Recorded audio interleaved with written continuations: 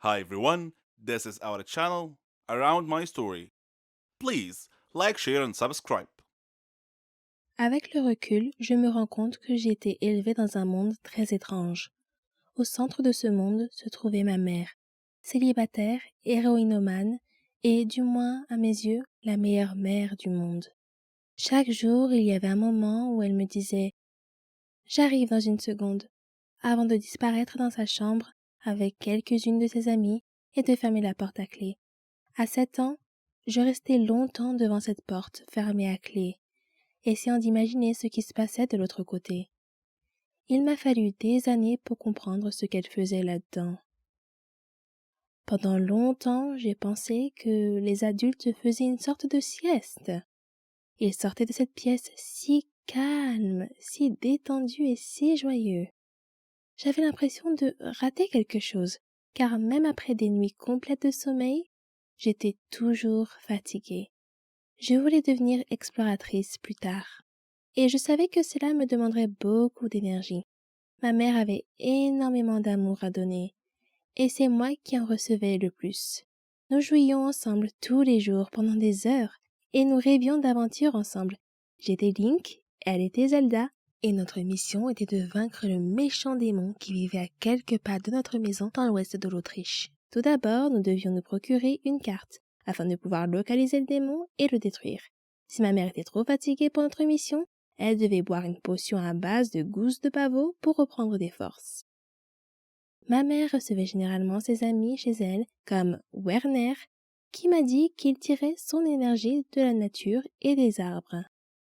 Werner me racontait toujours les heures de gloire du club de football autrichien, tandis que le petit ami de ma mère, Adam, m'a appris à jouer aux échecs quand j'avais 6 ans.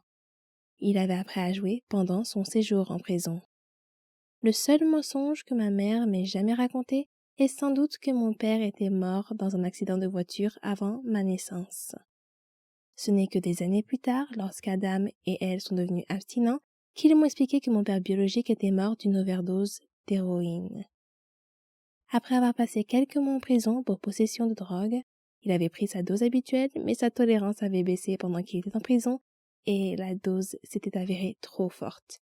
Dans sa douleur, ma mère enceinte a envisagé de se suicider, mais un livre qu'elle a lu l'a convaincue qu'elle se réincarnerait sous la forme de vie la plus inférieure si elle le faisait. À l'école, j'étais un peu une enfant turbulente, grossière et mal élevée, mais c'était la norme là où j'ai grandi. Nous vivions dans un grand appartement vert au rez-de-chaussée d'un immeuble.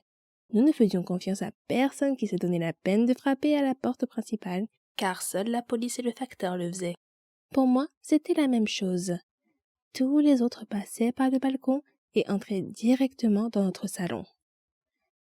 Un visiteur fréquent était le dealer de ma mère, que nous appelions le grec.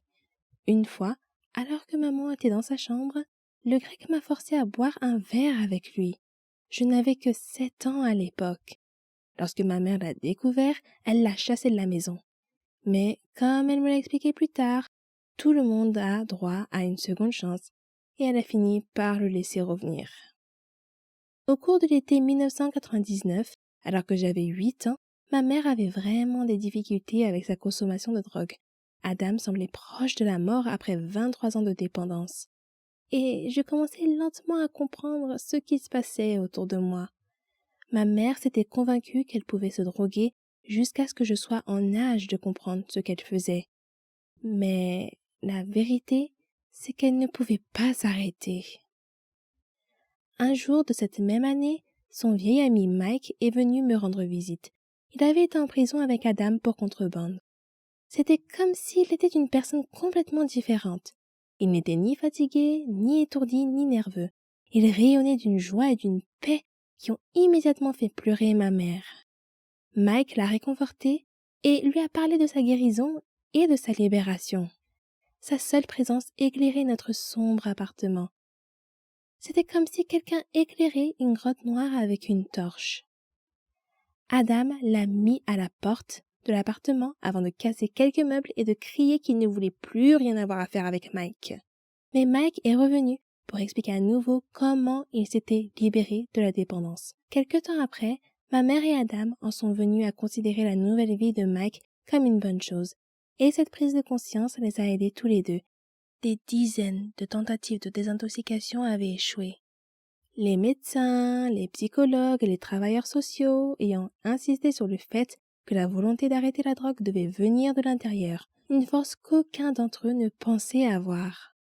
Mais leur ami Mike avait réussi à s'en sortir grâce à sa force intérieure, ce qui a donné à Adam et à ma mère l'espoir d'en faire autant.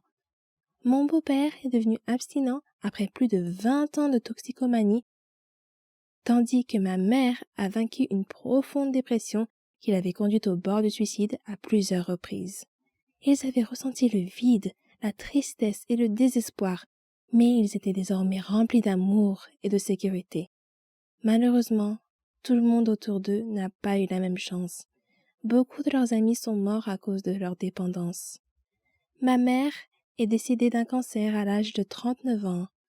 Tout au long de sa vie, elle a vaincu des monstres et des démons, tout en témoignant à ses proches une incroyable dose d'amour. Au milieu du marécage de la drogue dans lequel j'ai grandi, j'ai eu une enfance magnifique, et je ne peux que la remercier pour cela.